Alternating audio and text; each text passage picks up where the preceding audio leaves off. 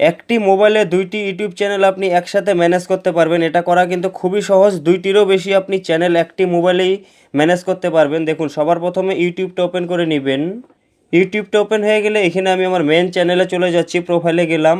এখানে দেখুন view channel, আমার মেন চ্যানেল এখন এখানে লগ ইন করা আছে। আর উপরে একটা অপশন দেখতে পারবেন, এখানে দেখুন, এখানে একটা অপশন আছে দেখুন অ্যাকাউন্ট, এখানে একবার ক্লিক করবেন।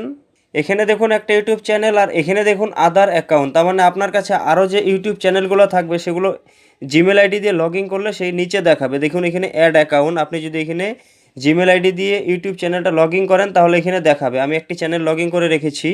এখন আমি এই চ্যানেলটা ম্যানেজ করতে গেলে সিম্পলি এটার উপরে ক্লিক করলে এই চ্যানেলটা আমি এখান থেকে দেখুন ম্যানেজ করতে পারবো ভিউ চ্যানেলে ক্লিক করে। এটা আপনি ইউটিউব অ্যাপসের থেকেও করতে পারবেন, বা আপনার কাছে যদি ওয়াইটি স্টুডিও থাকে ওয়াইটি স্টুডিওর থেকেও একসাথে দুইটা চ্যানেল ম্যানেজ করতে পারবেন। ওয়াইটি স্টুডিওতে সেম প্রসেস থাকবে। ওয়াইটি স্টুডিওটা ওপেন করবেন, এই কোণাতে প্রোফাইল পাবেন, প্রোফাইলের উপরে ক্লিক করবেন।